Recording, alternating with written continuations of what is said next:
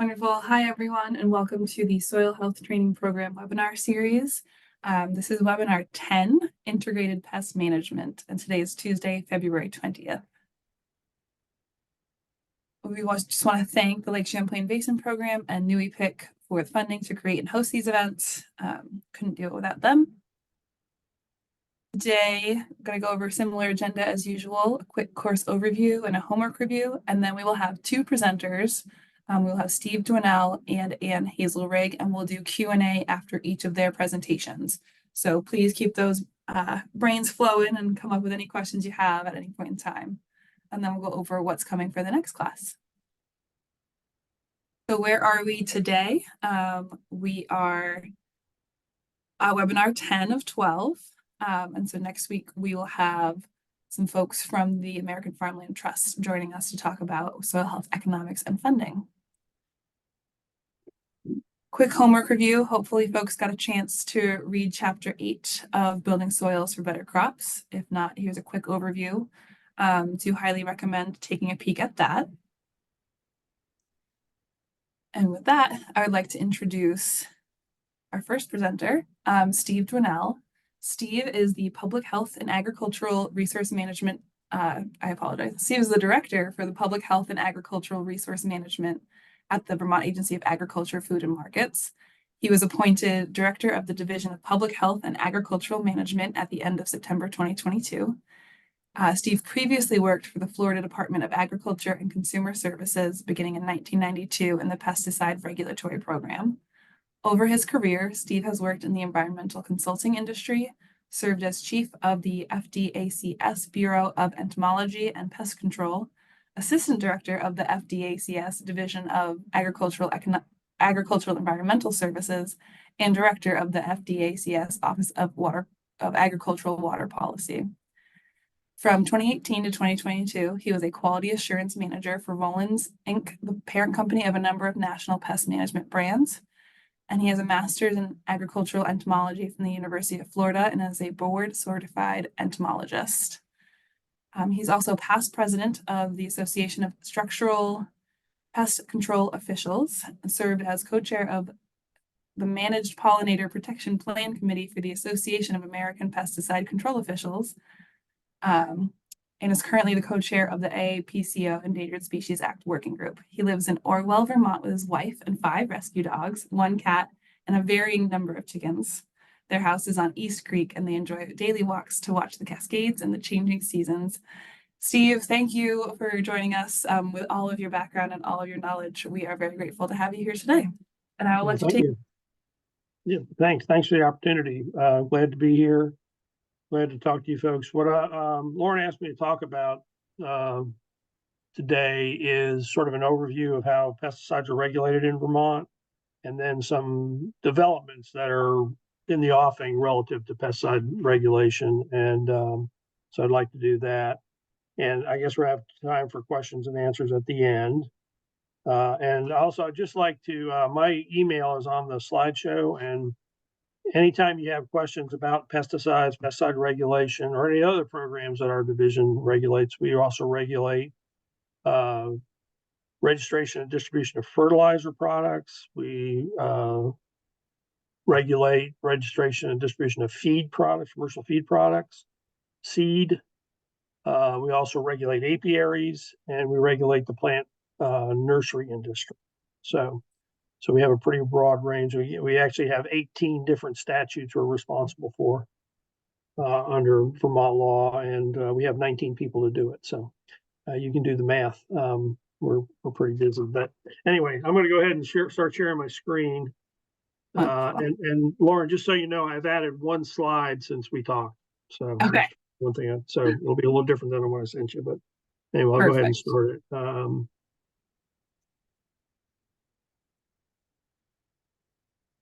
So let's see here. And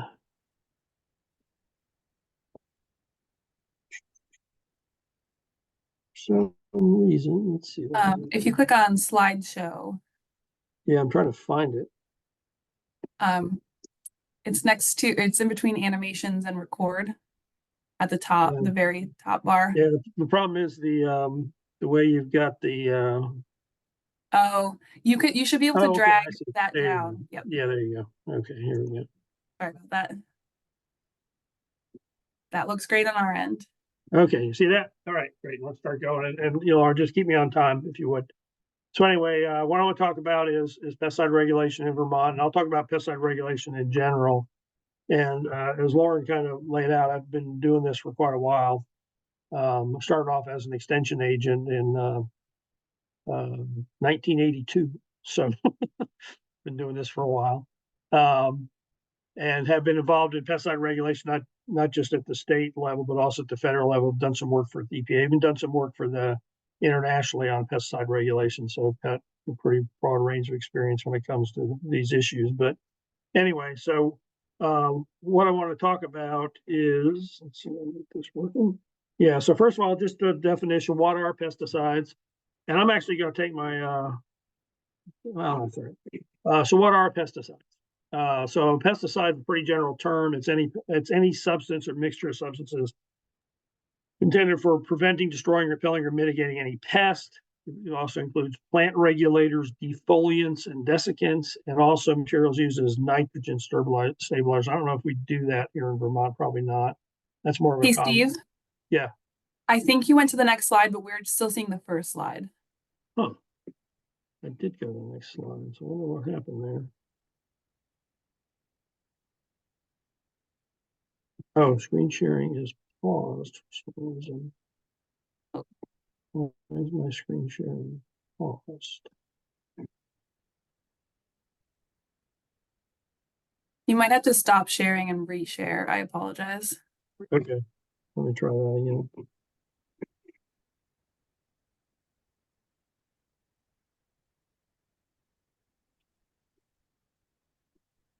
All right, you see that again? Yep, seeing the first slide. Okay, let me just try advancing it.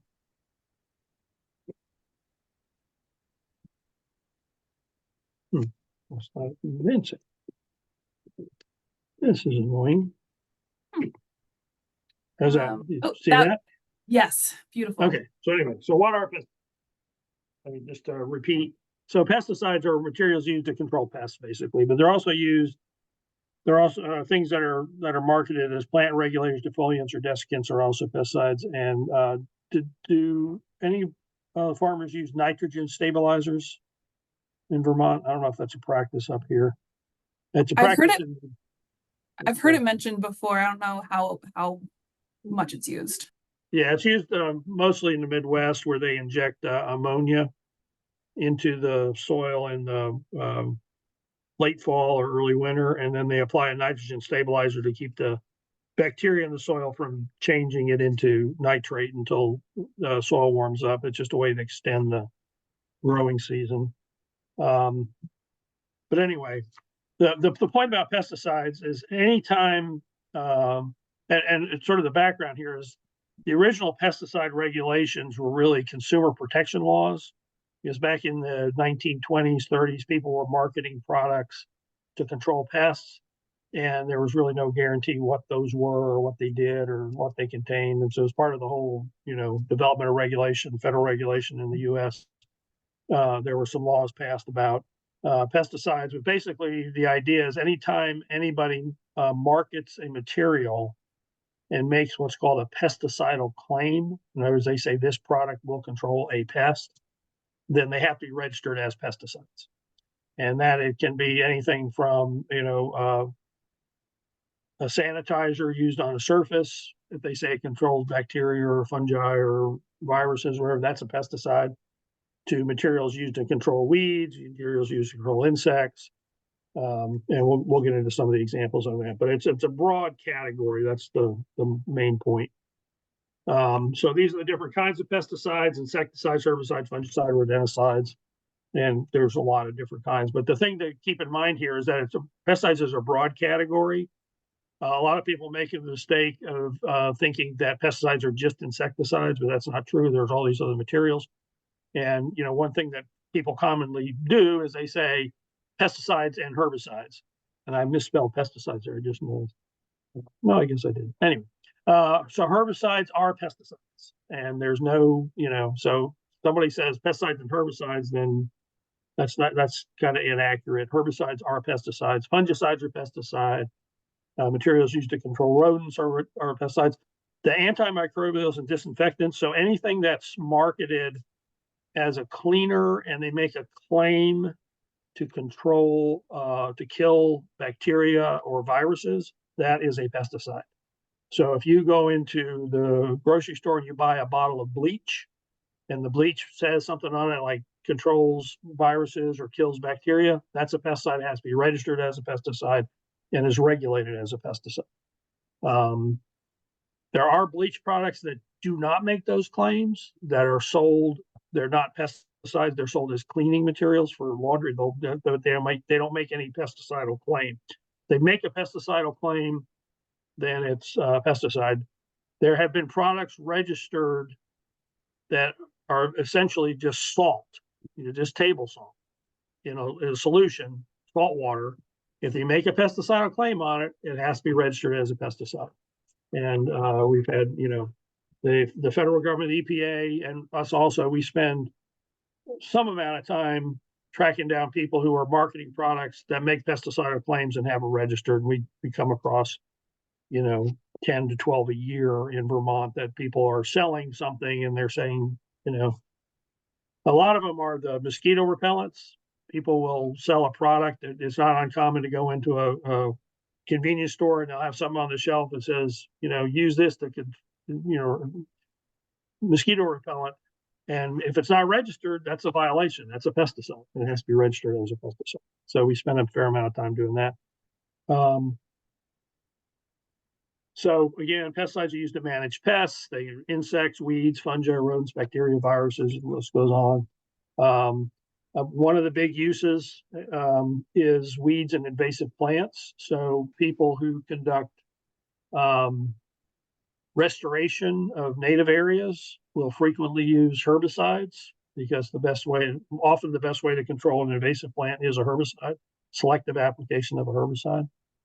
There are also, anyway, there's lots of different things. Most people, when you say the word pesticides, they think of materials used in crop production, but it's a lot broader than that. So, mosquito control, sanitizers in hospitals, materials used in wastewater treatment plants and cooling towers. There's a fair amount of material used for utilities right away. Like one use in Vermont that's significant is use on railroads. We actually, Vermont does rely on railroads quite a bit, and there's, the railroads have to maintain their tracks and the material called ballast. One of the things that can happen with ballast is if weeds start growing in them, it disrupts the ballast and can cause a lot of damage, and the railroad can lose its safety certification and doesn't function anymore. I've only been in Vermont for a little over a year and a half now, but in going through this, one of the things that apparently happened was in the Burlington area, the downtown railroad area had gotten pretty bad, and they had to do quite a bit of work and spend a lot of money fixing it to get it where it can receive passenger traffic to Amtrak, and a fair amount of we permit the railroads there to maintain that using herbicides, because if they didn't, weeds would grow. There's really no other way to control them, and that would wouldn't be able to get passenger service in downtown Burlington anymore. So something to keep in mind. And like I mentioned before, it includes a lot of common household products. Anything that makes a pesticidal claim, like bleach or anything, Lysol, anything that you use around the home. During when COVID was happening, there were a lot of products that were registered to control the virus, and they were all pesticides, and they all had to be registered. Mosquito repellents are a big one. Tick and flea products. If you use a flea collar on your pet, or a tick collar, which is highly recommended in Vermont because we're having a pretty significant tick problem. Those are all pesticides that have to be registered. Lawn products, weed and feed products that people buy to put on their lawn. They are a fertilizer and typically a herbicide. Those all have to be registered. Products used in organic production, I'll give you an example here in a minute. And then plant growth regulators. So there's a lot of different materials that are pesticides. So pesticides are used in organic agriculture. A lot of times, if you ask somebody what they, if they, why they would prefer organic produce, I'll say because there's no pesticides. But there are a lot of pesticides. There are pesticides used in organic products. There's quite a list of them that are approved under the National Organic Standard, and that can be listed in OMRI. These are just some examples of materials that are allowed to be used. Copper fungicides are a big one. Neem or azadirachtin, spinosids, pyrethins. And one thing to keep in mind about pesticides is all pesticides are toxic. Okay, that's how they work. It doesn't matter what someone claims about them, but all pesticides are toxic to some degree and in some fashion. So one thing you'll never hear me say is pesticides are safe. I never use the word safe with pesticides because pesticides are toxic. And if you misuse them, over apply them, aren't careful how you use them, you can have an effect. So that includes the pesticides used in organic agriculture. They are toxic materials and have to be used properly. And the folks who use pesticides in organic agriculture are subject to the same rules and requirements as any other pesticide applicator. They have to follow they have to follow label directions. They have to be, depending on what product they use, they have to be certified to apply them. They have to comply with what's called the worker protection standard for agricultural workers who handle pesticides. So anyway, that's just one of the aspects of pesticide regulation to be aware of. Another thing that comes up a lot is the term integrated pest management. And this is an important, integrated pest management. To me, this is the best site to go for information about integrated pest management. It's called the IPM Institute. The IPM Institute is a consortium of agencies and researchers and nonprofits that sort of establish the baseline for what IPM is and how to teach it and how to apply it. This is a little background for myself. I became interested in, like Lauren said, I'm a board certified entomologist, but I became interested in entomology because of integrated pest management. Integrated pest management was actually developed in the 1970s in Texas as a way to deal with a pest of cotton that had gotten out of control and they weren't able to control. So the researchers there and a bunch of other folks developed this approach and started using it, and it's very effective. And I actually started my career teaching IPM to growers in North Florida and getting them to adopt IPM practices in their crop production. But what IPM is this is the definition: sustainable science-based decision-making process. And it combines biological, cultural, physical, and chemical tools to identify, manage, and reduce risk from pests and pest management tools in a way that minimizes overall economic, health, and environmental risk. So what's one of the misconceptions about IPM, and I just want people to understand this, IPM is not a approach that says you use pesticides last. That's a very common misconception about IPM. IPM doesn't say do everything first and then use pesticides.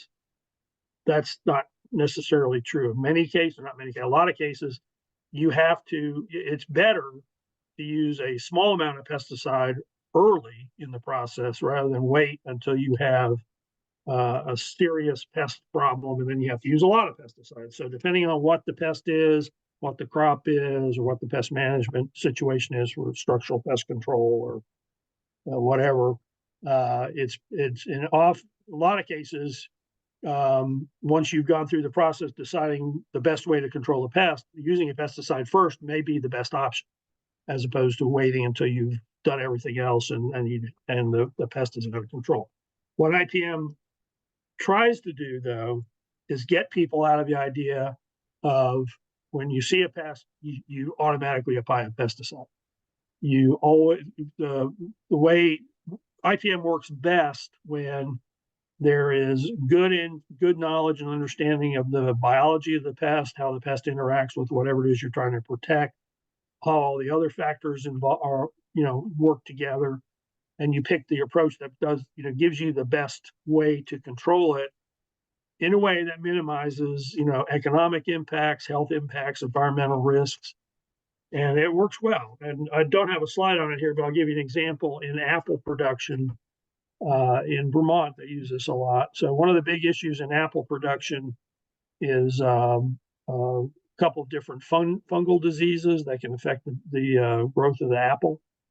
And in effect, if you're not controlling these fungi, you will not produce a profitable crop of apples. It just can't be done.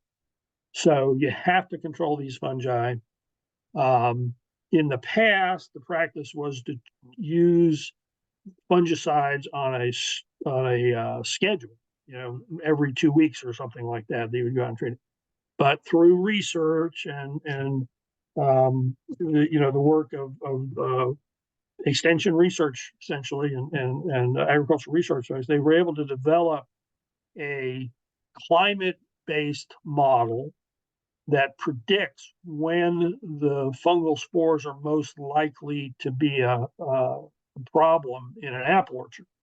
And it's a software program that apple growers download onto their iPhones or the computer. And based on weather data, local weather data, it'll assign a risk to the orchard as to when the fungi are likely to be a problem, and essentially tell the grower when to make the application. And I've been to a couple of classes, a couple of presentations about this. Essentially, what this system has done is it's cut the fungicide use for apple growers in half. They were treating it a lot more frequently. Now, depending on the weather and all the factors that come in, it has to be tied to a local, nearby weather station. The bigger orchards will have their own weather station installed on site. Some of them will use a nearby one. But it'll basically say, yeah, you can spray today, or it'll tell you, no, don't need to worry about it today. You might have to spray later. And it works. Terry Bradshaw over at UVM has got a lot of information about it if anybody else is interested. But that's just an example of an IPM approach using knowledge of the pest biology and the cropping system and what your goals are to, essentially establish when a pesticide should be used. So now I'm going to shift over a little bit and talk about some of the laws that pesticide regulations based on. These are all federal laws. FIFRA, which is the Federal Insecticide, Fungicide, and Rodenticide Act. It's the sort of the base law, and it establishes registration and enforcement of pesticides in the U.S. FDCA is the Food and Drug Control Act. This is the law that establishes tolerance levels for residues in food. So EPA and the FDA get together and they do all the analysis and the toxicological risk assessments, and they establish a tolerance level for residues in food. So pesticides are used to produce, food. You, depending on your analytical method, you'll be able to find some pesticide residues in food. No shame emoji in the box. FDCA, Oh, sorry. yeah. So basically, EPA and FDA get together and they establish what's called a tolerance level. That tolerance level then gets translated back to the way the pesticide behaves in that crop in terms of the amount you apply and how fast it breaks down, et cetera. And that all gets translated into the directions for use on the label. So the pesticide will be allowed, can be used at a certain rate at a certain time. And based on all the science that has been done, they know that if you do it that way, that when it comes time to harvest the crop, the tolerance level will be the amount you can find on the crop or in the crop will be below tolerance level.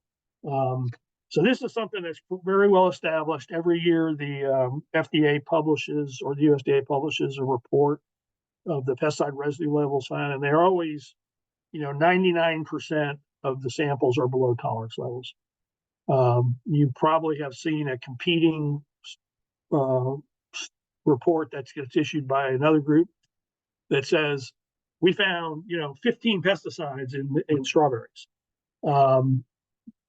I definitely would urge you to take those kind of reports with a grain of salt. It's very unlikely that a a grower would be able to afford to be able to put 15 different pesticides on a crop.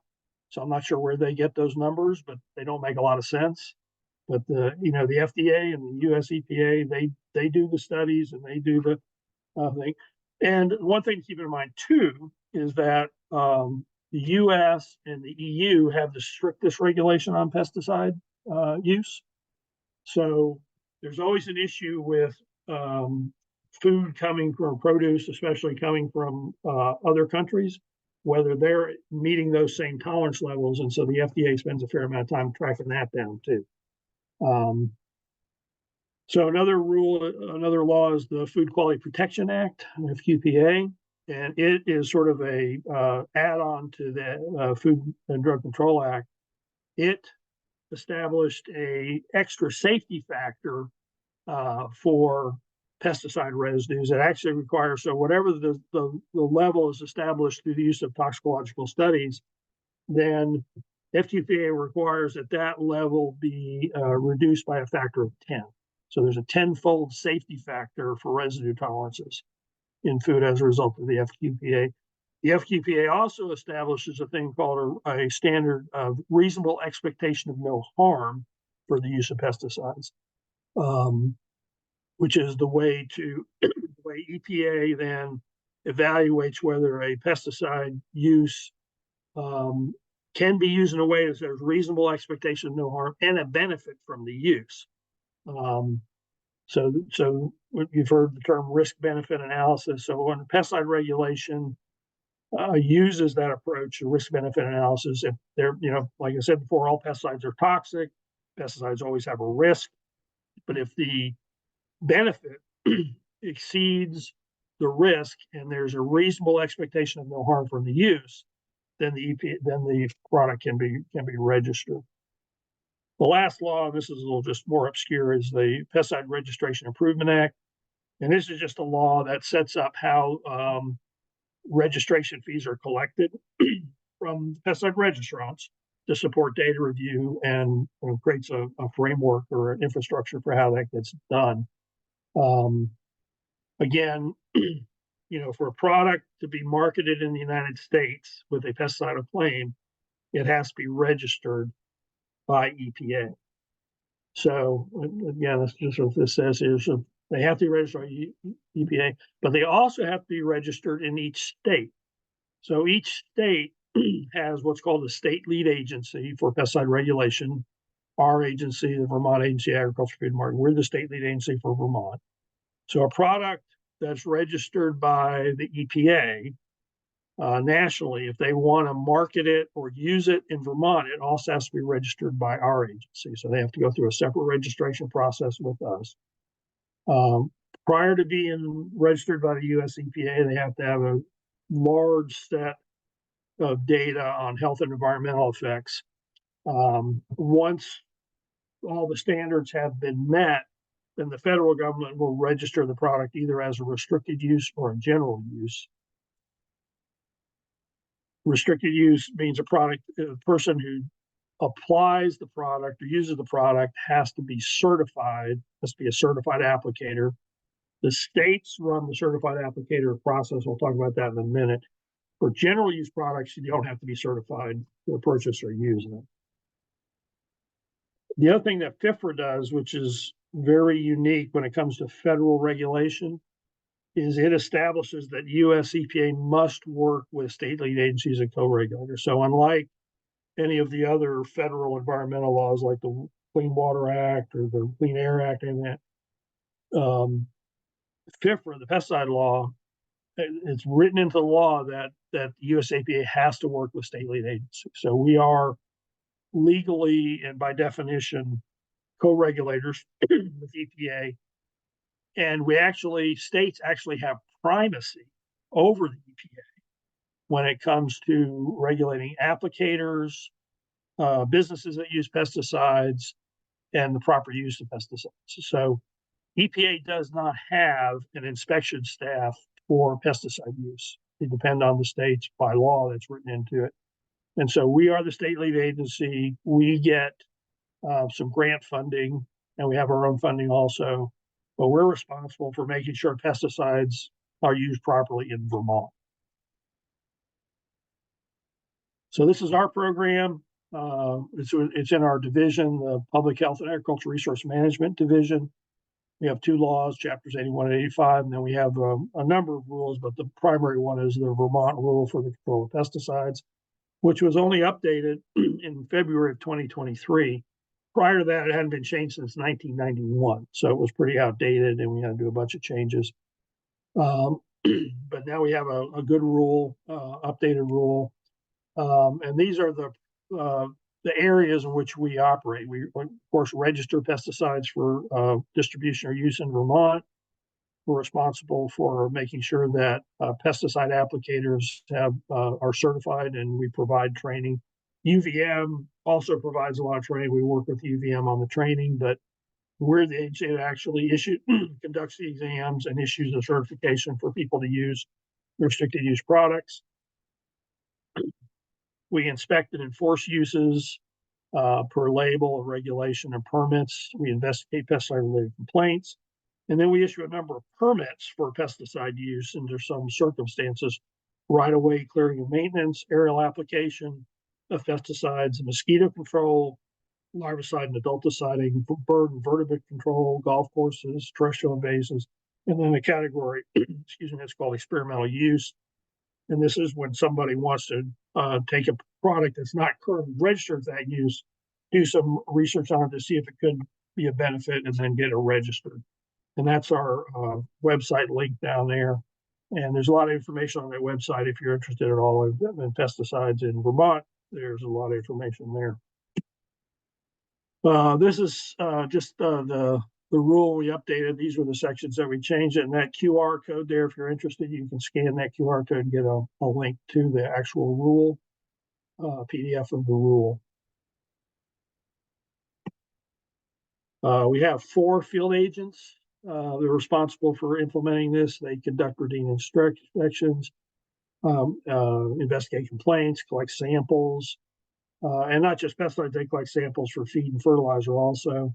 And then they provide information for users on complying with the work protection standard, how to comply with certification and training requirements, what the rules are, and how to interpret labels to make sure you're in compliance.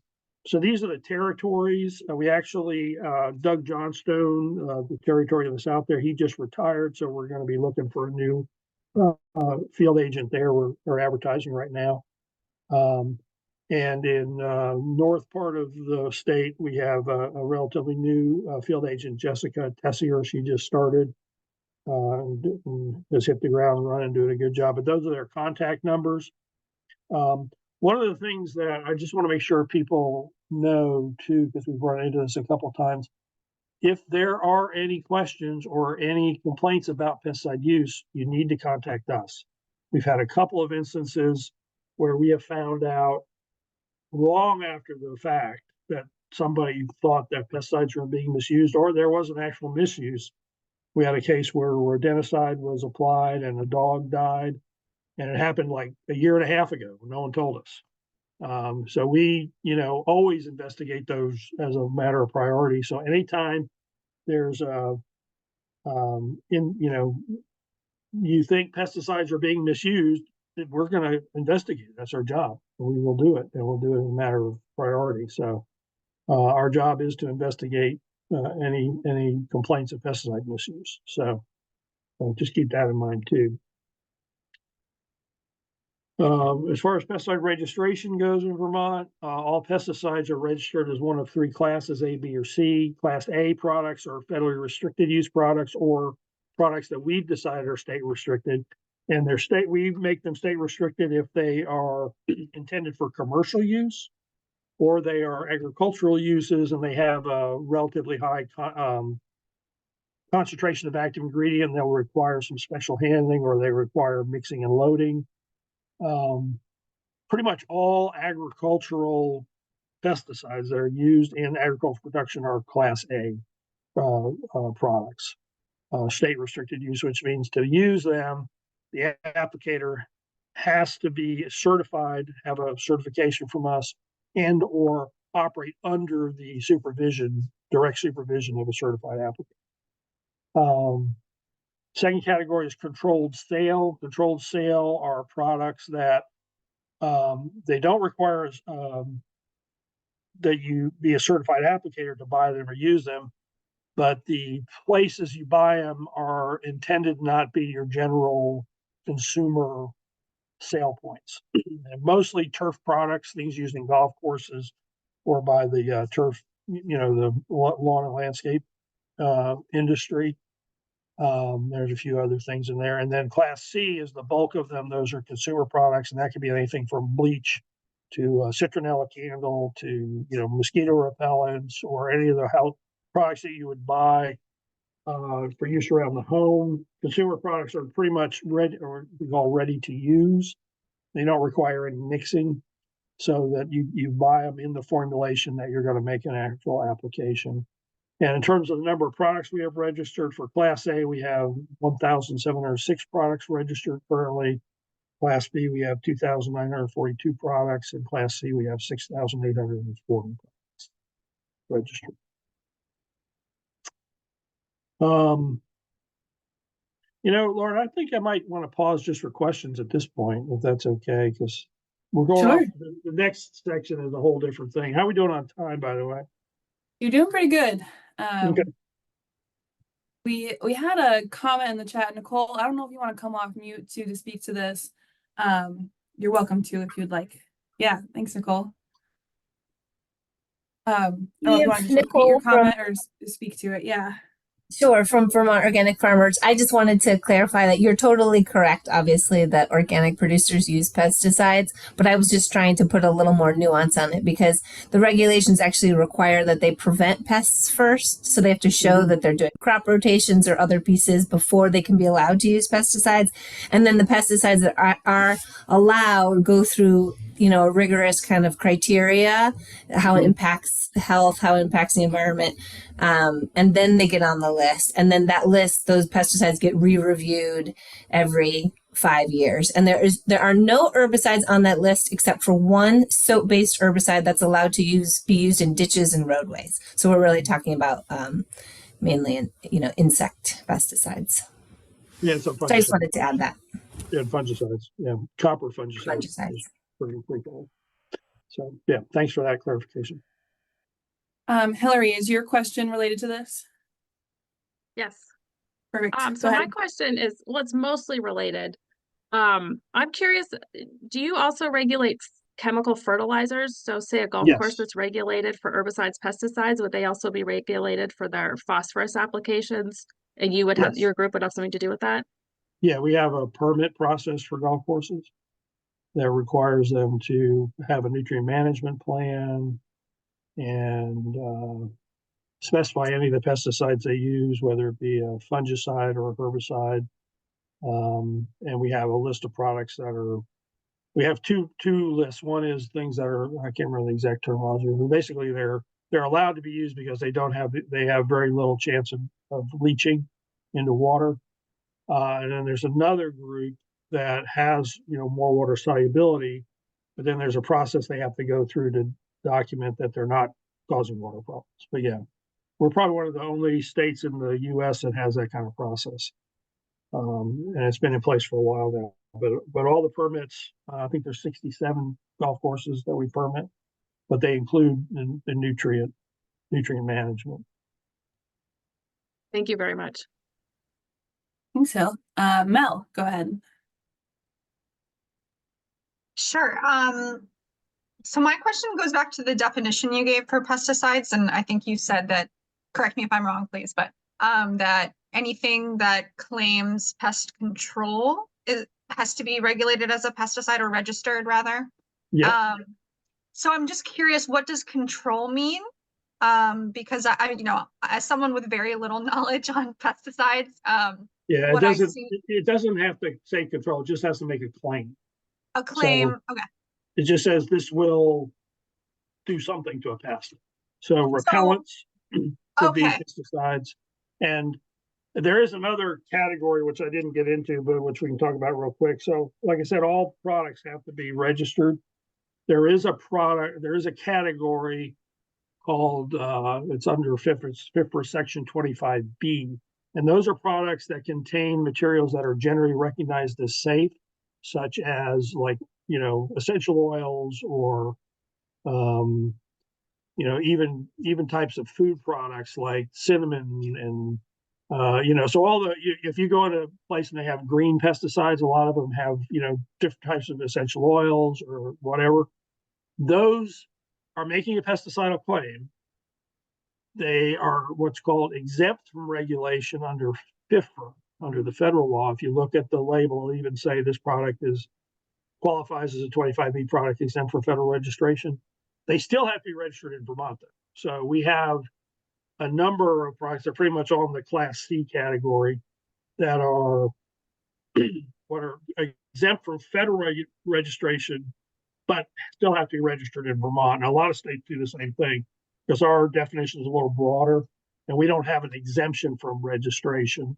And it's important too. We had a case in Florida where a person was marketing a mosquito repellent that contained capsaicin, the material in hot sauce.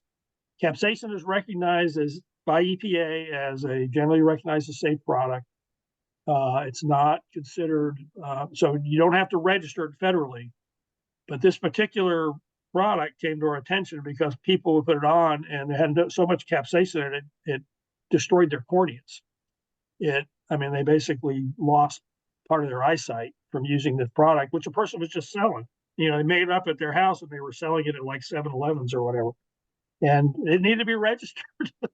It actually shouldn't have been registered at all. We got to take some action against them. So, just because somebody says their product is safe or is, natural ingredients doesn't mean it's not dangerous. And it still needs to be registered as a pesticide if they make a pesticidal claim. Okay, thank you. That answers my question. I was just curious about that, quote unquote, natural mosquito repellents and, if it's still a pesticide, if it doesn't kill it. And yeah. Yeah, they have to be registered. Yeah. Thanks, Steve. And then we got one more question from the chat. Does a commercial applicator need to be certified in order to apply general use pesticides? Yes, in Vermont they do, because the way our rule is written, if you're applying a pesticide to someone else's property, no matter what the pesticide is, even if it's a 25B product, for example, you still need to be certified. And that's like a consumer protection thing where, if someone's on your property applying a pesticide, they've been trained what to do. I guess just building on that too. So if you yourself are applying a pesticide to your own property, do you need to be certified? No, not if it's a general use product. Okay. If it's a Class B or a Class C. If it's a Class A, yes, you need to be certified. You can't buy the material unless you're certified, if it's a Class A. And that's actually one of the things we've been working on real hard is internet sales of Class A products. Because the other brink I didn't get into is in Vermont, to sell a pesticide, you have to be licensed with us. And if you sell a Class A product, you actually have to take a test to verify that you know what pesticide rules are. So we've spent a fair amount of time. We have one of the guys on our staff, Dave Huber, deputy director. He kind of takes pleasure in tracking down internet sales and getting people to let him buy a pesticide online, and then he goes after him. So, kind of hobby. Yeah. That's awesome. Let me keep rolling, and then how much more time we got, Martin? About 15 more minutes for you, if that works. Yeah. So the next two things, I just want to be aware. It's a very active session right now for us in the General Assembly. They actually have 3 different bills been introduced that affect pesticides. H706, which would prohibit the use of neonicotinoid treated seeds and the use of neonicotinoids in several crops. And if you guys work with farmers at all, if you have anybody who grows corn forage, pretty much all the seed that they are able to get is treated with neonicotinoids. And this could have a major impact on dairy production in Vermont. And so a lot of people are concerned about it for a number of reasons. S197, which is a bill intended to address the issue of PFAS, which I think everyone's heard about already. But the way it's written right now is it would capture about 60 different pesticide products, active ingredients, which is about 1,200 products, some of which are pretty important for production agriculture and for mostly structural pest control use. And then S272, which would classify some rodenticides as restricted use products, and that would affect the ability of primarily agriculture, but some homeowners are using these materials to control rodents. So anyway, anybody have any questions about those, be glad to get more detail, but those are actively right now, and I've been testifying on all of them, and our staff's been in there pretty much every week, sometimes several times a week, talking about these. All right, now I wanted to advance. Whoop, did that advance? It did. Okay, so the last thing I want to talk about, and there's only a few slides on this, is another thing that's coming down the pike that we've been working on pretty hard, which is a way that EPA is changing the way they implement the Endangered Species Act. And this is going to have a big impact. If anybody on the call works with farmers who use pesticides in production agriculture, this is going to have a big impact on them. So just a little background, Endangered Species Act, was enacted in 1973. And I think everyone's familiar with, the general idea, which is that it establishes species that are threatened or, have a risk of going extinct. And so the federal government has to evaluate any action it takes relative to that endangered species. I think everyone's familiar with what, that EPA prevents a taking of a listed species. So, you can't hunt an endangered species, or if you accidentally kill one through your actions, you're potentially in trouble. But the point here is that as far as EPA is concerned, as courts have established, that EPA, in addition to the other things, has to evaluate any agency action relative to the Endangered Species Act. The typical action you think of is like the U.S. Army Corps of Engineers building a dam or a highway or something. They'd have to evaluate the Endangered Species Act. But the courts have held that registering a pesticide is an agency action.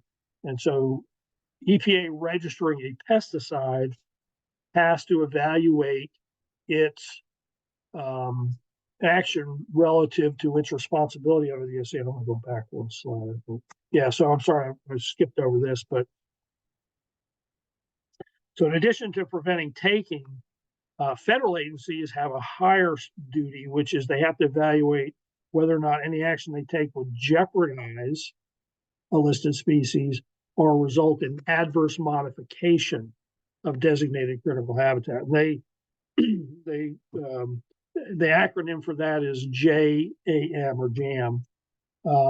So EPA, when they register a pesticide, have to evaluate whether the registration of the product itself would result in jeopardy or adverse modification. So the way EPA has done that in the past is to look at each individual active ingredient, each individual potentially affected species, and then consult with the National Marine Fisheries Service or the U.S. Fish and Wildlife to see if there's a way to mitigate the impact, and they go through this whole process. And it takes 10 to 15 years to do that for an individual active ingredient. So needless to say, they haven't done very many of them. And they've been sued multiple times and have lost multiple lawsuits on this. And so what they decided to do, they announced in 2022, they're changing their whole approach. And that's what's going to have an impact on folks who work with, who grow crops and use pesticides and work with them. So what they did is they came up with a new strategy, which what they're going to do is they're going to actually take actions to reduce potential adverse impacts when the product is registered or when the product is re-registered. Under federal law, EPA has to re-register each active ingredient every 15 years. So if it was once it's registered, time clock starts, and 15 years later, they have to go through the whole process again to see if it will be continued to be registered. And so what EPA has done is they have established what they call interim ecological mitigation measures, which are intended to reduce risk to non-target organisms. I'll give you an example in a minute. And they're going to implement those as they're going through this process. And that's going to be prior to them completing a complete evaluation of the impact of a pesticide on an endangered species. So they're taking proactive action. The bottom line is it's a major, major change in the way ecological risks are managed. And what it's going to boil down to is it's going to require certain land use practices to be in place in order to use a pesticide. So what's going to happen is soil and water conservation practices that right now may be voluntary or may be required for water quality are also going to be required to even use a pesticide. And that's a huge shift from the way folks have been using pesticides. So these are some examples of the interim ecological mitigation measures. And these are, these will be familiar to you as things that are installed or in place for water, soil, water conservation. Field borders, vegetative filter strips. You can see the list there. Just recently, in the last couple of weeks, EPA announced an MOU with the NRCS to use the NRCS practice codes to identify these in IENs. When EPA first published the strategy, they had just some general descriptive language for each of these, and there was a lot of questions about what they meant. And they worked behind the scenes, and they've just announced that when they use a term like contour farming, they're going to tie it to an NRCS practice code, so everyone will know what they're talking about, and we'll have an established thing. But the bottom line is, a pesticide applicator, a corn grower who wants to use a particular herbicide, for example, is going to have to evaluate the use relative to whether they've got these practices in place. And I'll show you an example of how that's going to work. So this is an example for a product that is registered right now. It's not registered in Vermont, but it is registered. It's a combination 2,4-D glyphosate product, which is used primarily in corn production and just corn production, maybe some other grain. But the whole idea here is that in order to use this product, the EPA has decided for an applicator to use this product, they have to have a certain combination of practices in place to reduce the potential impact. And these are some of the examples. You could reduce the number of applications, and you get a certain number of points for that. You could have residue management, no-till, strip-till, ridge-till, mulch-till. You have a certain number of points. You could have a vegetative field strip. It depends on your hydrologic soil group. Hydrologic soil group A or B or C or D, you get different points.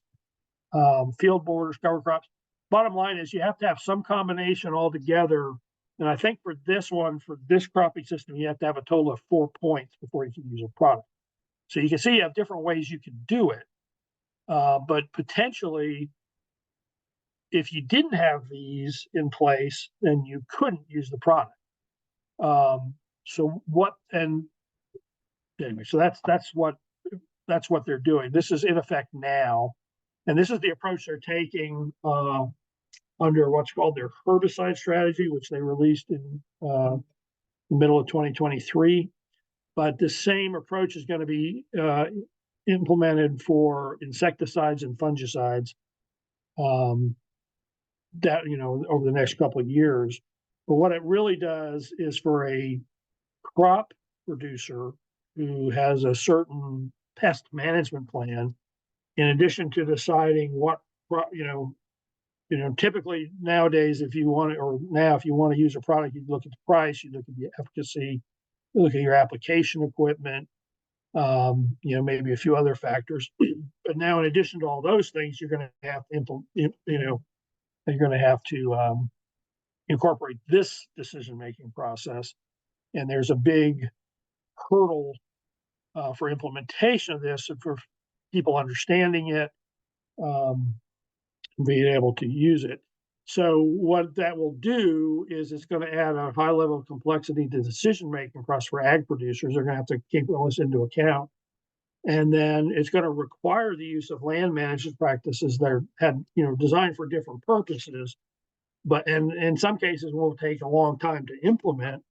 And right now are somewhat voluntary or cost shared or whatever.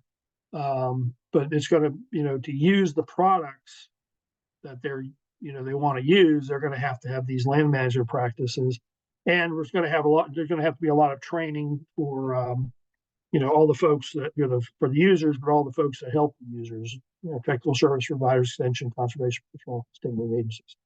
So that's that. And now I'll take some more questions, I guess, if anybody has them. Thanks, Steve. I'm not seeing any new questions in the chat. Does anybody else have anything? If not, I had a quick question for you about circling back to the tidbit about apples. Mm-hmm. It's my understanding, this could be a wrong understanding, that apples of like European origin are really subject to this fungus, but that like more native wild apples might be more resilient. Do you know anything about that? I don't know. You have to talk to Terry Bradshaw about that. You know what? I'll pipe up and I'll say no. That's not true. I don't think. Okay. Our wild apples are very susceptible to all those apple scab, cedar apple rust, Marsanina blight. So if you notice lately, all of our crab apples have been defoliate, and apple trees are defoliating by August, and it's because of all those diseases. Be great if there was European resistance. I mean, there is some resistance out there. You can get Liberty and, so anybody that's planting apples should buy resistant cultivars, but I don't think there's a broad blanket statement that they're more resistant. Noted. Thank you very much. And without further ado, and without any more questions in the chat, and again, if people come up with questions during Anne's talk, please feel free to chime in. But perfect natural transition to Anne Hazelrigg, our next presenter, who is a plant pathologist who has worked for Extension for over 40 years, and she is the director of the Plant Diagnostic Clinic and works on several grants doing research on diseases in vegetables, hemps, and small grains. And just want to say thank you again, Steve. And if we get any questions for you at the end too, we would love if you could stay on and answer those. And then Anne, I don't know if you're able to share your video as well. I'm trying to, so I'm new share. Yep, this looks great. If you want to go into PowerPoint mode, yep. Okay, so now, how do I do that? Because I can't see the bottom of the screen where you usually push the projector button.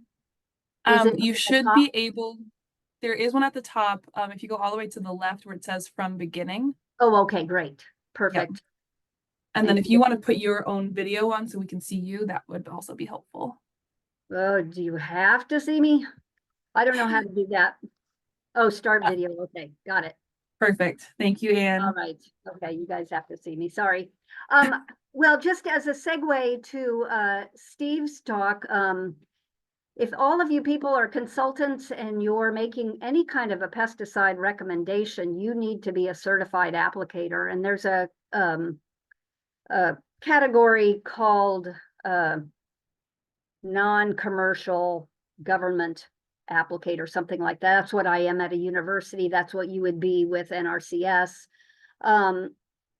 We're having a couple of meetings coming up. If you do want to get your applicator become certified in the state of Vermont, if you do recommend any sort of pesticide controls, on April 9th, we're having an initial pesticide certification meeting where we're going to review all the core manual materials for the exam, and then we're going to follow it with the exam right then and there when it's all fresh in your minds. And it's for new applicators. It's in person in Rutland, Brattleboro, St. Jay, and Burlington, and it's $40. And I've put on the top of the screen the UVM website or the person you can call to get registered for these events. The other option is if you're already certified, we're having an agricultural recertification meeting where you have to get recertification credits to maintain your licensure. And that's going to have updates on pest management, pesticide safety practices for recert credits. And pesticide safety practice. This is going to be via Zoom. And we're going to offer both New York and Vermont, which includes New England credits. So, and that one is $30. So just a couple of options if you are recommending or if you are already a certified applicator. Okay, so advancing my slides. Let's see. Okay. All right, so I'm going to talk about diagnosing crop problems and then managing them through IPM practices. I think I was asked to talk about soil health, but I don't know all that much about soil health, but I do know about plant diseases. So that's what I'm going to do. And hopefully you'll get something out of it. So with any sort of plant disease or insect issue, the best thing you can do is scout. You need to go out to the field on a regular basis. Don't just stay in the pickup truck. You've got to get out, walk into the middle of the field. They recommend doing like a W pattern or some sort of pattern where you're going to the middle of the field and the edges, the ends of the fields, etc. Because if you find something early in the season, it's easier to fix. Whereas if you don't look at your crop until you're ready to harvest and it's totally diseased, there's not much you can do to rescue it. So anytime you are scouting in the field, one of the most important things to do is look at the upper side of the leaf, the underside of the leaf, because those give you certain clues what might disease or insect problem might be involved. Also, always go out there with a shovel because half of that plant is underground. And if you're seeing some symptoms in the top part of the plant, it's very likely that they're originating in the root system of the plant. So the field symptoms you might see out there you could see poor stand, stunting, wilting, death of plants, delayed emergence. So you can go out and see that in the field, but you can't diagnose something just by looking at that. So again, take a shovel and look at the root system. In one of those cases, this is an insect problem called Cetona weevil, I believe. But it was causing all this root damage and then causing poor yields, dieback in the plants, etc. So always look in the under the soil, look at the root system because that might be where the problem originates. That goes for if you're dealing with potted plants. Always the first thing I do when a grower says they've got a problem in a plant, I always ask, have you looked at the root system yet? And 9 times out of the 10, they say no. So always, look at the root system, pull plants out of their pots if possible. Same thing if you're buying plants in a nursery, pull that plant out of the pot, take a look at that root system, make sure there are no girdling roots and things like that. So when I diagnose plant problems, the first thing that I do is I try to rule out insects or other causes, but because there are a lot of things that can look like plant diseases that are not plant diseases. So this top left picture of the pear with that brown spotting on the leaf underside, that looks like a leaf spot disease, but it's actually a little area-fied mite, a teeny weeny little mite that is a problem in cool, wet springs, and it causes that damage on the leaf. And the earlier leaves might have that damage, the later leaves may not. So, but that's not a plant disease. That's an insect, an arthropod issue. It's not an insect, it's in the spider family. That upper middle, I don't know if anybody's seen this. This is a cool problem that you can see on silver maples or Norway maples. It's bright pink and felty. They're all these galls caused by another little mite issue. And again, you don't need to control it, doesn't need a pesticide. It's more of a curiosity. It doesn't really hurt the plant. The top right picture, all those horizontal lines on trees, people think it's a insect borer or some sort of plant disease. That's yellow-bellied sapsucker damage. Very common around here. It's a spring migrating bird. The bottom left, that's a slime mold. We had a lot of questions about those this year. They love growing on wet bark mulch, and they don't hurt anything either. They're not pathogenic, but they just look bright and concerning to people. The picture on the bottom right, those are lichens. I get so many calls. My tree is dying and it's covered. These lichens are killing the plant. What can I do to control the lichens? Well, the lichens are only there because the tree is growing slowly. They're not hurting the tree. They're just becoming established on a slow growing tree. So you need to figure out what is killing that tree. So in my own mind, I try to rule those out first, and then I try to rule out insects. Insects typically, they can look like plant diseases too. And a plant disease is any change in the form or function of a plant. So it's a big, broad definition. So the picture on the left, that V-shaped yellowing on the alfalfa, or the bottom picture on the left, that dieback on the leaf edge of the potatoes, that's caused by the potato leafhopper. I get a lot of questions on that lower left potato. People think it's late blight, but if you turn that leaf upside down and you see something running sideways, or you see a little leafhopper, the sideways running thing is the immature of the potato leafhopper. But they inject a toxin and they can cause a lot of problems in plants that look like a plant disease. Picture on the right is Swede midge. That's a relatively new insect that we have that attacks the growing point of brassica crops. And you can see it if you look under the microscope or if you have good young eyes. But those are two things that, yeah, they might look like a plant disease, but it's an insect problem. So that's the first thing I try to do, rule out insects. A lot of times you'll find cast skins. You'll find frass, which is insect poop, or else you'll see the actual insect. So insects are easier typically to diagnose than plant diseases. So plant diseases, there are two kinds of diseases.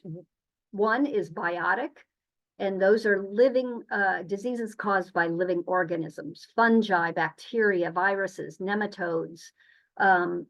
Those are all infectious diseases. That picture on the right is a cool one. That's called corn smut. That's just basically a mushroom. It's a fungus disease of corn. It's a delicacy in Mexico. They eat it before all the spores mature, but it's like eating mushrooms. The picture on the left, that is actually potassium deficiency, I think, in alfalfa. I can't see the bottom of my slide, whatever I said, but abiotic problems are non-infectious. They are caused by weather, people-caused problems, you know, over-fertilization, under-fertilization, drought, too much rain, nutrient deficiency. So those are abiotic. So those are the two major kinds of plant diseases.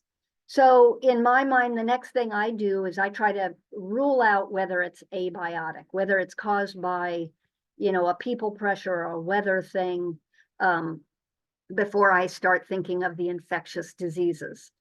And abiotic problems, you know, probably half of what I see, you know, could be an abiotic problem, a non-infectious disease. These are, there's some clues when abiotic problems are involved. There's often a pattern of injury. It's not random. And I'm going to give you examples of all these. Typically, timing is quick. It either happens overnight or it could be over the course of a winter.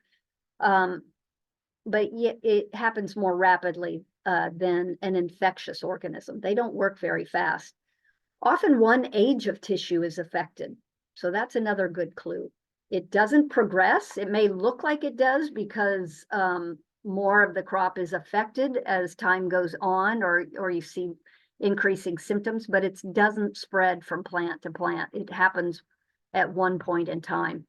Often there's a gradient of injury to the problem. If you see something looks worse next to the sidewalk, like salt injury in a sidewalk, and as you move farther and farther away, the turf looks good. That's typical of abiotic problems.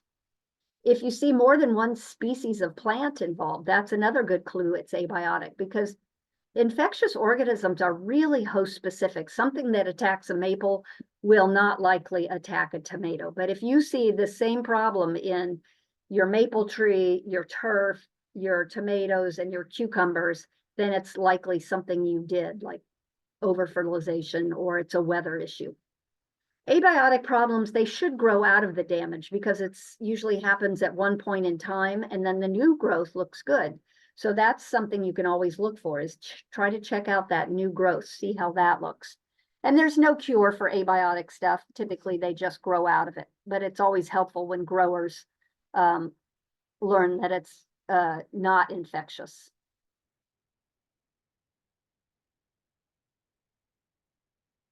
Okay, so in terms of abiotic things, you know, if I go out in a field or in a greenhouse, and if the damage is scattered, that would be more likely to be an infectious organism. But if it's the whole field or the whole greenhouse, that's likely an abiotic issue. And this is a really common problem we see this time of year, when late winter, early spring, when we've got little seedlings going, and all of a sudden we have a cold 10-degree night. So the grower turns on the heat, and all of a sudden in 2 days, all their plants start curling and twisting. And that's because there was a crack probably in the heater, and that's ethylene damage. But again, the whole crop would have been affected all at once, and you know, the whole greenhouse would probably be affected. So another example is whole field versus scattered. So scattered would be more, wouldn't be random, that would be more infectious. But if you see a whole field of rye with purple leaf tips, that's probably cold damage. You know, the phosphorus doesn't move as well in cold temperatures. So yeah, take a look at the field. You guys are lucky. A lot of times I'm stuck in a lab and people are just sending me samples, but if you're able to go out in a field and look at problems in the field, a lot of times you can kind of narrow down what the issue might be. Always look for a pattern to the damage. Living organisms do not work in straight lines. And so look at the population or the planting. So the upper left, that's a cornfield. I would say probably that it's either a cultivar difference or a fertility issue, that the corn on the right is stunted, corn on the left looks good. The bottom left, you know, look at that straight line of damage. That is not, infectious organisms do not work in straight lines. So probably looked fine in the fall, and then in the spring they looked like this. So it's probably de-icing salt damage that sprayed up onto the bottom of these shrubs. That middle picture, obviously a fertilizer issue in a lawn. You can see where they pushed that fertilizer distributor thing and missed some sections. Also, if you see one part of the plant affected and the other is healthy, like in this Christmas tree, the bottom part of the plant looks good. All those tops in that whole field are dead. That's winter injury. It's everything that was covered by snow was protected, and then things exposed, desiccated or dried out. So always look for that pattern.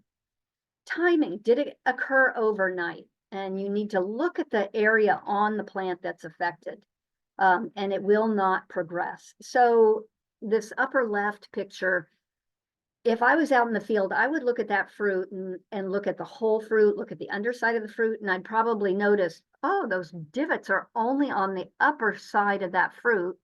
That's hail injury. So if it was surrounding the fruit, then I would have to look a little further, and maybe I'd look into insects. But if it's only on one side of the fruit and facing the weather, that's hail. Picture on the right, you know, the golf course looked fine one day, the next day it looked like this, and that's lightning damage. Lightning hit the pin and radiated out and killed the turf in that pattern. Also, if one age of tissue is affected, that's a good clue that it's non-infectious, abiotic. So in the case of this little balsam fir on the bottom left, all the new candles were killed basically overnight, and that's just cold damage.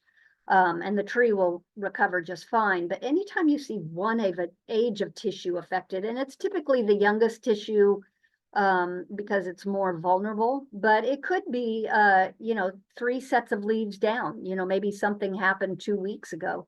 And I look at tomato plants a lot and can sort of pinpoint, I can ask the grower, okay, what happened 2 weeks ago when these leaves were small? So this is the case, these abiotic stuff, damage occurs all at once, but the new growth should look good if it occurs in one age of tissue. So if you look at both of these young seedlings, the older leaves have that damage, that whitening on the leaf. But if you look at the brand new growth, those new leaves are coming out green and healthy, especially you can see it on the tomato. So that tells me something happened. What were the temperatures a week ago when those leaves were small and vulnerable? So always look at the new growth. And I always get questions from growers every spring. They're totally freaked out thinking their plants are dying, but these will recover just fine. The plant will dump those leaves and will keep growing just fine. The other thing that tells me, like if I got a picture like this from a grower and I saw this damage in the older leaves, I saw the new leaves were growing fine, that also tells me the root system is good. If the root system was bad, it wouldn't be pushing out new growth like that. But again, I would probably pull it out of the pot just to make sure. But anytime you see good, vigorous new growth, that tells me there's a good intact root system there. Like I was saying, oftentimes there's a gradient of damage, and this is common, like with de-icing salts on sidewalks. It's dead right next to the sidewalk. As you move farther and farther away, it looks better and better. The bottom right picture is white pine that's probably nearest a road or a highway. And then as you move farther away from that highway, the pines start looking better and better. That's just a gradient of damage, and it's likely an abiotic issue. The left side picture, this was, I think, on a fairway of a golf course. And the clues on this, there were all these curled and twisted leaves, and the oaks were like this, the maples were like this, the crab apples were like this. But as you move farther away from the fairway, everything started looking better and better, and there was less damage. And that's just herbicide damage. More than one species was affected. It happened, overnight or the course of a week or something, and there was a gradient. So all those clues tell you that it's something abiotic or non-living. Okay, so biotic stuff. Those are the fun things. When I'm trying to diagnose abiotic stuff, it's really helpful if I get really good information from the grower, but you don't always get all that information. So part of my job is just being a sort of a detective, trying to figure out, clues and eliminate things. It's a process of elimination a lot of times. But if I've ruled out abiotic, then I start thinking, okay, it's an infectious organism, could be a fungus, bacteria, virus diseases, or nematodes. So the characteristics of living organisms or biotic organisms, they're alive, they're living, they're random. They'll, you wouldn't probably see a whole field at once affected by that infectious organism. They're slow moving. You can see them spreading from host to host, a lot of times in a greenhouse or in a field or in a flat of little seedlings. And they're, for the most part, they're very host specific. So an infectious organism that attacks wheat will not likely attack a tomato. Of course, there are always exceptions, but in general, that's true. And often with these biotic or infectious or living organism, there's a sign. And sign is a technical term just meaning the presence of the pathogen. So in the case of fungi, which, probably 75% of the infectious diseases I see are caused by fungi, the signs of that, knowing that that was a fungal disease, I might see spores of the fungus. I could see mycelium, which are roots of the fungus, or I could see fruiting bodies of the fungus. So I'm always looking for the pattern of damage and then also for signs of those pathogens. Oh, this is just a repeat. So for fungi spores, mycelium hyphae is another word for the roots of the fungus. Rhizomorphs, I'll show you a picture of those. Those are compressed hyphae of a fungus, fruiting bodies, and then fungi also have long-term overwintering structures that a lot of times you can identify from the what's on the plant. Okay, so most infectious diseases I see in the clinic are fungi, and here's an example of a fungus disease: northern corn leaf blight, cool, wet conditions, cigar-shaped lesions, 1 to 7 inches, and it can be confused with drought, nitrogen burn. But if I took that leaf and looked at it under the microscope a little bit, right now you can see the black fruiting bodies in some of those lesions, but if I looked under the microscope, I would see diagnostic spores of that pathogen. And all fungi work the same, even mushrooms, they all work the same. They produce spores. Those are like the seeds of the pathogen. They're easily dislodged by air or wind or clothes, tools, and they're carried on air currents, and then they land on plants. When these spores land on sidewalks, cement, cars, they die within a few hours. Also, if that spore, the northern corn leaf blight spore, lands on a tomato plant, there's all this signaling that goes on between the spore and the plant, using all these chemical pathways. It's really amazing.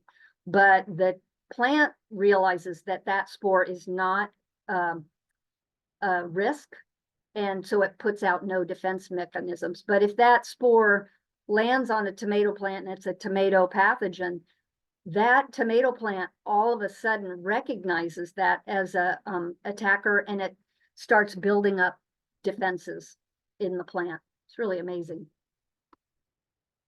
So if that spore lands on the right plant and there's no leaf wetness, that spore will just die in the sun within 5 to 5 hours, probably. Excuse me. But if the right spore lands on the right plant, if the spore gets 6 to 8 hours of leaf wetness or needle wetness, or in some cases with some pathogens, high humidity over 85%, that spore can germinate, and then it has the ability to dissolve all these plant cuticles and start getting into the cells of the leaf, and they with the mycelium going down into those cells, and it starts feeding on those cells. And then once the fungus gets enough food, it will reproduce another fruiting body and reproduce more spores, and the cycle is completed. So it kind of depends on the disease, how fast that occurs. But in a disease, an aggressive disease like late blight that can wipe out a field really fast, if you've got cool, wet conditions in a susceptible potato field and you've got that pathogen in there, it can complete that life cycle within 3 to 5 days and wipe out the whole field really fast. So most fungi overwinter on refuse in the field, and that's why we clean up gardens at the end of the season, because all those diseases are going to overwinter on those sick tomato leaves. Same with cornfields. That's why growers till under fields, because once you can get that plant tissue to decompose, break down, those spores the pathogen doesn't survive in most cases. Kind of depends on the pathogen, but most, like foliar pathogens, just break down over time. So like I was saying, some fungi have long-term overwintering structures that enable them to stay in fields for long periods of time. And a couple that, the picture on the right, that's ergot of wheat. That's where a fungus replaces one of those little kernels, and that black,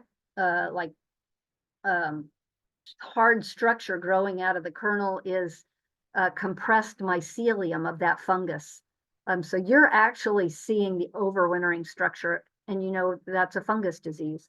Same thing with a disease common in high tunnels this time of year when everybody puts their tomato plants out. You see this fluffy white mold. You split open the stem, you see these dark black sclerotia or compressed hyphae.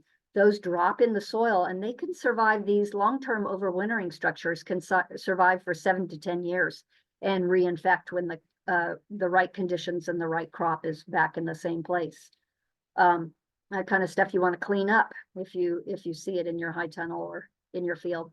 Some of these long-term overwintering structures you can only see with a microscope. So just depends on the disease.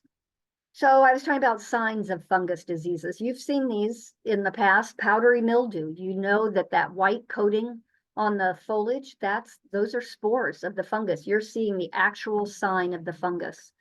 The bottom right picture is a canker disease called Nectaria canker. It has those bright orange fruiting bodies. Typically comes in on winter injured hardwoods and apples. The upper left, that's loose smut of wheat, and those black things are all powdery black spores of the fungus. The lower left is rust, a rust disease. That's a fungus disease on corn leaves. It has orange powdery spores. And the middle picture is probably a fusarium head rot. That's a fungus disease. You can see all the white spores and mycelium growing on that corn ear. So another sign for a fungus disease is you actually see the mycelium or hyphae. Those are the roots of the fungus that are gathering food. And if you're walking out in the woods, you peel off bark on a downed tree, a lot of times you'll see the mycelium or hyphae under the bark that's from a fungus disease. The picture on the right, these are called rhizomorphs, and they're compressed hyphae that into this black hardened structure. It's typical for a disease called armillaria root rot, and that would be diagnostic. You said you'd be able to diagnose the disease because you're seeing the rhizomorph of that fungus disease. Okay, so that's fungi. That's mainly what I see. Bacteria, how do they differ? They're much smaller than fungi.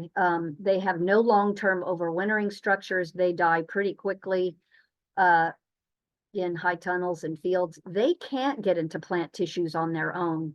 They need a wound or a natural opening to get in. So that's why, with fire blight, that's a bacterial disease. That's why we're always surface sterilizing pruning shears between cuts, because every cut you make, you're wounding that plant, and you could be reintroducing the bacteria into that wound. Bacteria can be introduced through seed, wounding, suckering, pruning, etc. I can't see what else is on that slide for some reason. Okay, so 2 common bacterial diseases, fire blight on the right. This is a disease that we never had to worry about, when I started 40 years ago, but now it's becoming more of an issue in orchards. It's climate change. Our conditions are warmer and wetter, and that's just what fire blight looks like. And you see that typical shepherd's crooking on the apple host. The other common bacterial we see in veg crops is called cucumber wilt. And all of a sudden, if you've ever found that your cucumber plants are wilting and you see the little yellow and black beetles, they've likely transmitted or vectored a disease called bacterial wilt. And then if you cut the stem in half and pull it apart slowly, one of the signs of bacteria is that ooze that's in between the 2 cut sections. Those are filled with bacterial cells. Same with fire blight. If you go out early in the morning, you might see droplets of bacterial ooze on that diseased fire blight strike. But I think with climate change, I think we are going to see a lot more bacterial diseases. I've always thought of them as being sort of mid-Atlantic state problems, but it's definitely moving up north. A lot of times when I'm trying to diagnose bacterial diseases, I'll cut a little section of a the stem or a leaf that I suspect have bacteria in it, and I look under the microscope, and if bacteria are in there, I'll see it streaming out of the cells. Like these are pictures we took with the microscope, and you can just see that's diagnostic. I know there's a bacterial disease involved if it's coming out of the cells like that. And then I can probably figure out what it is just by the host and the fact that it's a bacteria, or I can make a very educated guess. Viruses, there are only about 200 virus diseases. There's probably more that we don't know about, but the one we commonly see in our gardens is like that zucchini mosaic virus causes those weird looking zucchinis. They're fine to eat. But a lot of times symptoms of viruses are stunting, mottling, strap-shaped leaves, just weird leaves. And there are no signs for virus diseases. I can't really diagnose them in my lab. I can say it's likely a virus just based on symptoms, but typically I have to send them off to another lab. They do some fancy testing and they can figure out what virus it is. And in most cases, it doesn't matter. It's sort of academic because the only cure for virus diseases is to destroy the plant. And virus diseases are really small. It's a single strand RNA and DNA in a protein coat, and they require a vector or a wound to get in. So a lot of times controlling virus diseases, you're trying to control the vector like aphids or leafhoppers, something like that. Like I said, management is just roguing or getting rid of that plant. Okay, I think I'm okay on time. So I'm also going to talk a little bit about integrated pest management. This is how we try to manage these plant diseases. And that's how all growers should be thinking. And, you know, Steve was saying, yes, it's more nuanced than the last choice being a pesticide. But basically what you're trying to do is use every other opportunity to avoid that disease before grabbing a pesticide. So if you're a good grower, you've thought of all this stuff before you've even put a seed in the ground. And I'll go over some integrated pest management methods. So when we talk about infectious diseases, plant pathologists like to talk about this concept called the plant disease triangle.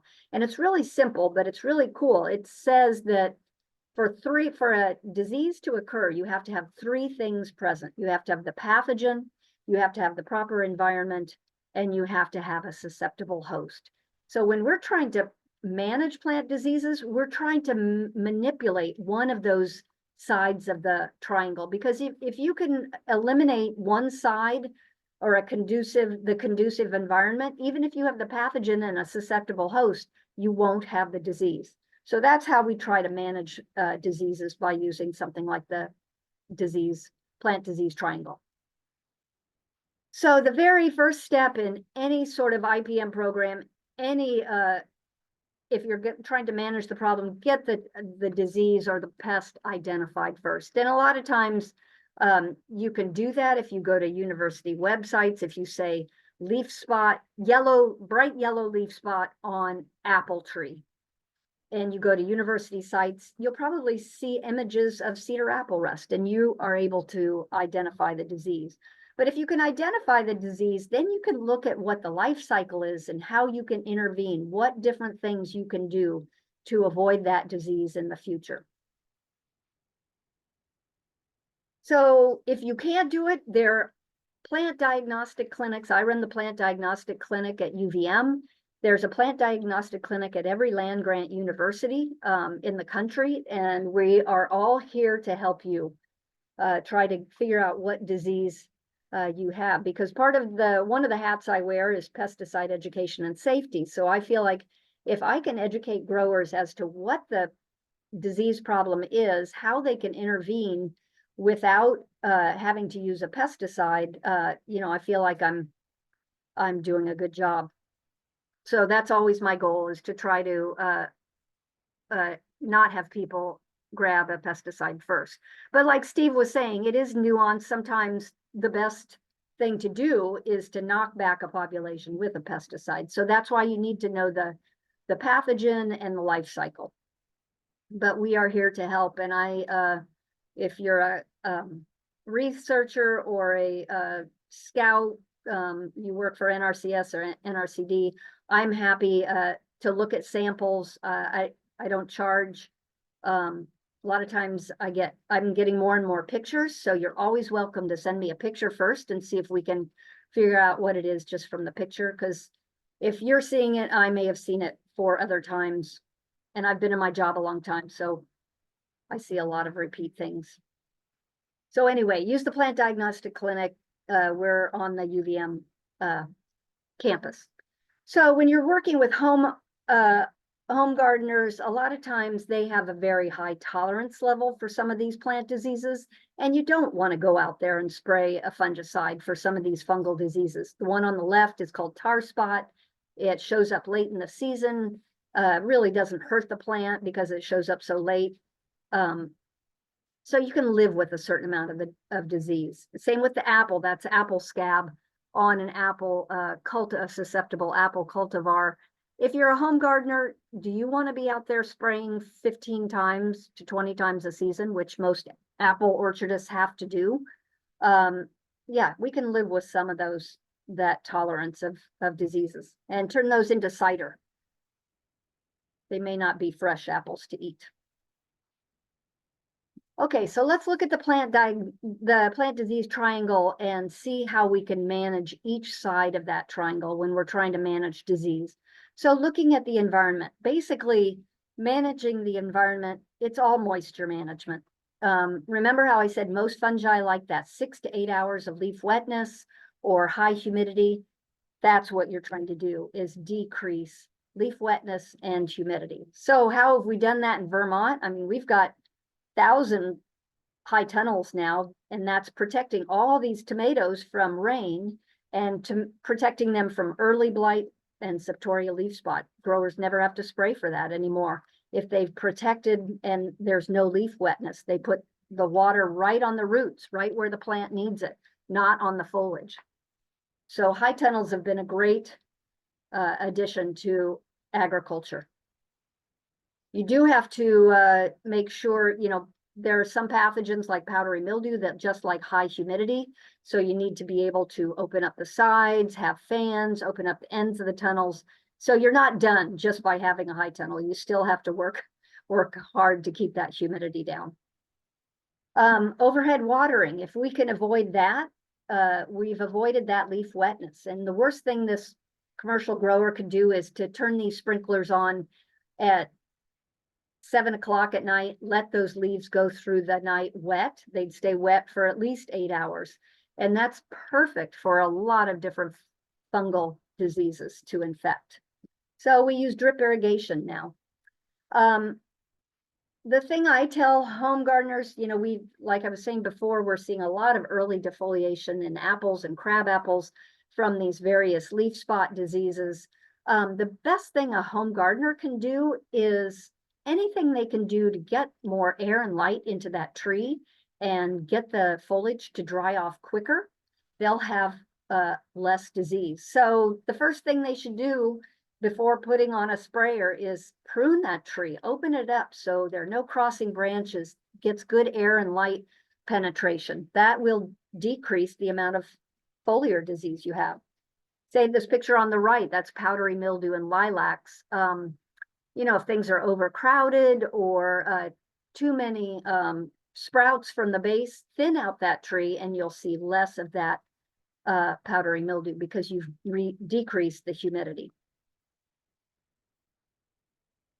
Okay, so that was managing the environment, managing the pathogen. So like I said, most fungi overwinter on leaf or stem tissue. So clean up gardens, rake up leaves in the fall. You're getting rid of all that inoculum, all those spores where that fungus is overwintering. So you're starting off better, in next spring. Also, if you have a disease in a plant, the picture on the left is a bacterial blight in lilac, prune it out.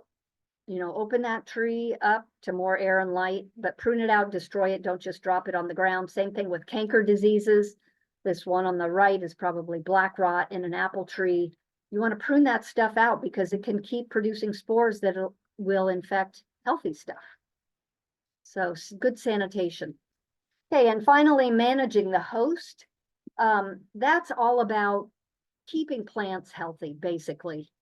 So you want whatever plant you're putting in, you want the proper sunlight, you want the proper pH. If I'm a blueberry grower, I'd better not plant blueberries and then do a soil test. I'd better do a soil test, see what the pH is, and then over the next few years, lower the pH. And when I get it to 4.5 or 5.5, that's when I plant my blueberries. Otherwise, they're going to struggle. They're going to have lots of disease issues. Look, you want soils that have good drainage. You don't want heavy clay soils with no drainage if you can help it. You want to put on the right nutrients and fertilizers, and you want to use proper irrigation. When I started in my job 40 years ago, most vegetable growers didn't have to have drip irrigation. That we had rain every week, but now with climate change, we have more periods of drought, and then we have explosive rainfalls. So it's trickier, but managing the host, keeping plants healthy, also putting the right plant in the right place, like the blueberry, making sure that pH is right where the blueberry grows the best. Using resistant varieties, that's an awesome way to, by choosing the right host, a resistant host, like we were talking about apple scab in the apples and crab apples. If you're a home gardener and you're planting a new orchard, only buy the cedar apple rust and apple scab resistant cultivars. There are some that actually taste good now. And then you don't ever have to spray for those fungi. There's a disease called verticillium wilt that kills hardwoods. And if you've had that before, it's common in maples. You want to plant trees that are immune to that. Resistant elms to Dutch elm disease. They came out with Princeton and all these different elms that were resistant. Unfortunately, that resistance is breaking down. I'm finding Dutch elm disease in those resistant cultivars. So they haven't figured that one out yet. And like that tar spot, that raised black spot, you want to avoid Norway and silver maples, and you won't have that issue. So choosing resistant varieties, avoid monocultures. In big ag, we can't avoid that. But in our home gardens and landscapes, don't plant just ash trees in your yard, because if you do, you're going to have to remove them all. So plant a mix of hardwoods and perennials to hedge your bets. The last resort, like I was saying, is usually the use of a pesticide. And mainly we're using protectant fungicides. And the way those work is there's no kickback action. So when that spore lands on the leaf, what you're doing is the fungicide acts as a protective barrier. So it's not killing the spore, but it's not allowing it to gain entrance into the cells in the leaf, even if there's water there. So protectant fungicides have to go on before you see the disease, not after, in most cases. So diseases can be tricky. Like I said, you're welcome.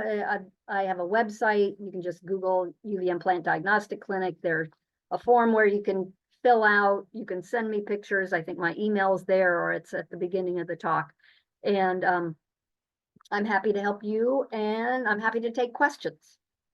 So thank you very much.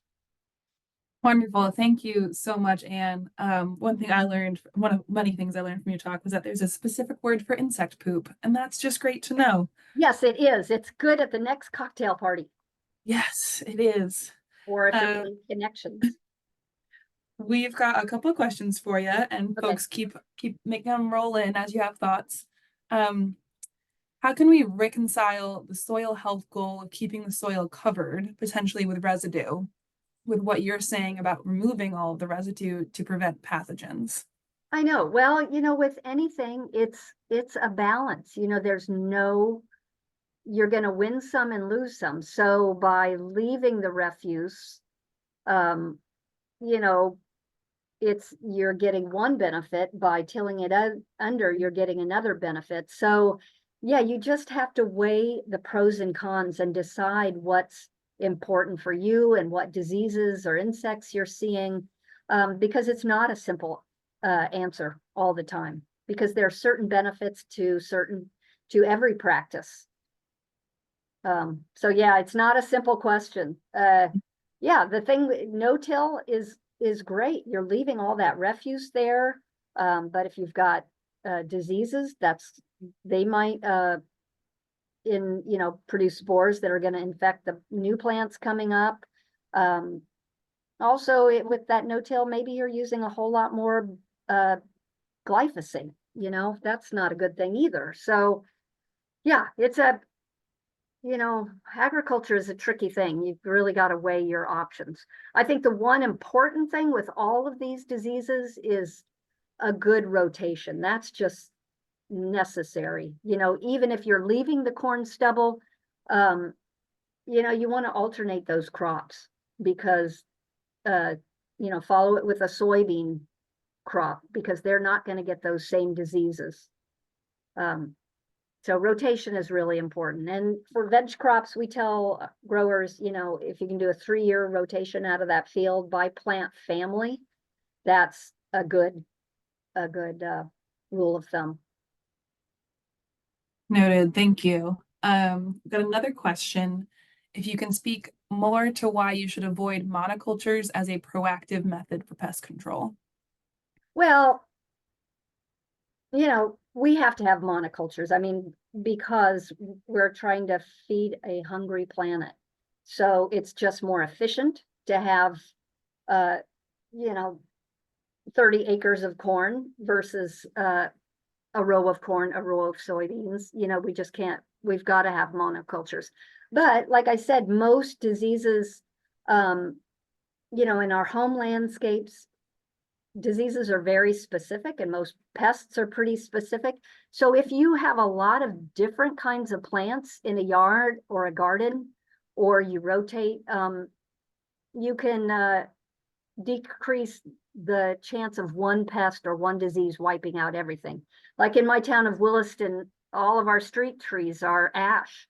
So they're all beautiful, mature ash trees now, and they're just being removed. We planted a monoculture of one kind of tree that's susceptible to this new invasive insect. So that's wrong. We should have had a birch and maybe an ash and a maple and a cottonwood, and so, but again, it's a give or take thing.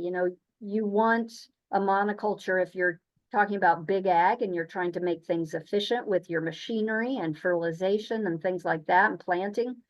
But yeah, they're more vulnerable to one certain disease if you're planting a monoculture, a disease or insect. So it's a give or take, unfortunately. I'm wondering if you could speak to, you mentioned a number of environmental factors and things out of life control. But if there's any telltale signs of plants impacted by compaction? Yeah, soil health is one where, you're going to see all sorts of above ground symptoms. You might see wilting, stunting, poor growth, yellowing. So that's why it's always good. Go out there with a shovel and look at that soil texture. Look at whether it's compacted. Look how far the root system has been able to expand. So it is all part of, soil health is so important. And yeah, because compaction will just, will stress the plant. So it'll be more susceptible to an insect attack or plant disease. So yeah, it's a systems approach. You have to think of your soil. You have to think of, switching between crops, trying not to drive on those fields. I still haven't taught my husband that you cannot take the tractor out on when the fields are wet, because yeah, you just ruin your grass or lawn for growing anything. Sure. And then I'm wondering, just based on the last year that we had and all of the flooding, are there anything we should be keeping an eye out for this year in fields that might have been flooded or overly wet last year? Yeah, there are a few diseases, really aggressive diseases that, soil-borne diseases that infect when you have 24 hours of saturation in the soil. And it's Phytophthora. It's the same pathogen that causes late blight in potato, but it also causes a fruit rot. It's a different species, but it causes a fruit rot in cucurbits. So last year, probably more growers saw that disease if they had cucumbers or peppers or tomatoes in saturated fields. If you did see that disease, that's a field you don't want to replant to any susceptible crop. And there are, you could put in corn, that wouldn't be a susceptible crop. So it's always a good idea to keep track of what you're seeing. That pathogen will just, if it did attack last year, it's sort of sitting there. It has a long-term overwintering structure and will probably not attack again until you get saturated soils. But that's where you can use, raised beds, try to get your plants out of that, out of the water, or, put in plants that are not susceptible to that disease. But there shouldn't be anything that's, lingering from last year that we probably didn't already see last year. I saw a lot more fungal diseases. I saw a lot more root rots. But hopefully we're starting with a pretty fairly clean slate. Yeah, it's an opportunity though to, where the weak spots were in your field or in your operation, and hopefully you're fixing those for the next season. We saw a lot of flooded high tunnels where people weren't putting them up, preparing the site well enough to put them up higher than the field. So I think anything we can do to make those changes in fields and with high tunnels is a good thing, because I think this is the new paradigm shift. We're just going to have these events, rain events and drought events too. Definitely. Yeah. And then this last question is for both you and Steve. What are your thoughts about bridging the gap between farmers and service providers when it comes to incorporating conservation practices? On the ground, it seems like some farmers perceive this transition as a top-down dynamic where new ways of land management are being forced on them to control them and make their lives harder rather than benefit them. I think that was kind of stemmed from the closing of Steve's presentation, but wanted to give you a space to chat about it, and then also to Steve. I'm going to let Steve take that one. Sounds great. Well, yeah. So listen, that's a serious issue because, farmers have a hard time. We are losing farms all the time. And,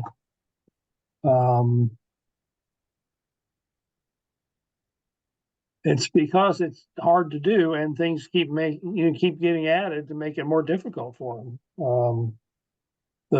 Just talking about the EPA ESA thing, that's our, the groups I'm involved in, the associations and stuff. That's what we're pushing EPA to understand that, that if they're not careful, this could have a huge impact on food production in the U.S. We're losing farms. You can see it in Vermont.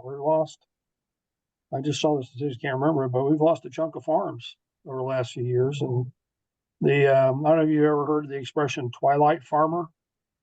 And those are the folks who are aging out. They're in their 60s or 70s and they need to retire, and there's no one to take the farm over.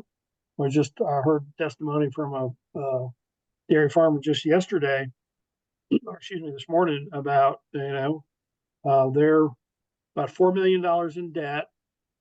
They had a hard time last year because of the flooding. So they weren't able to pay down their debt. They're going to have to turn around and incur more debt. they had two neighbors who went out of business, and they ended up picking up their farms because there was no one else to do it, and they thought they could make a go of it. So, I mean, you have to be really sensitive about this stuff. When you go to a farmer and tell them, hey, you need to do X, Y, and Z, it needs to make economic sense. When I started off as a county agent at the time, the big push was sustainable agriculture. Everyone was saying, "Oh, we need sustainable agriculture," and the county agent I was trained under said, "Well, if a farm isn't making money, it's not sustainable, and so it doesn't matter what else you're talking about. If a farm is not economically profitable, it's not sustainable. It doesn't matter what kind of thing you're doing for soil health. It doesn't matter what you're doing. If they're not making money, they're going to go out of business, and you're not going to have a farm anymore." And, you really need to be sensitive to that. There are ways to do things, I think, to make things economically viable, but that always has to be taken into account. It may be a great idea, it may be something wonderful to do, but if it's not economically sustainable and you lose the farm goes out of business, it's not a good thing. I mean, farmland is better for the environment, I firmly believe, for a lot of if it's managed correctly. It's better. It's definitely better for wildlife and pollinators to have a diverse agriculture than to have urban areas or forest. Forest is not good for pollinators. If you're concerned about pollinators, they just don't have the resources there, and there's research to back that up. So you want to have diverse agriculture, you want to have economically successful, sustainable farms, but you always have to keep that in mind that if a farmer is already millions of dollars in debt and you're coming along with a program that's going to cost them more money, then you have to be really sensitive to that. So Thanks, Steve. that's my answer. Here. Here, definitely in agreement with that.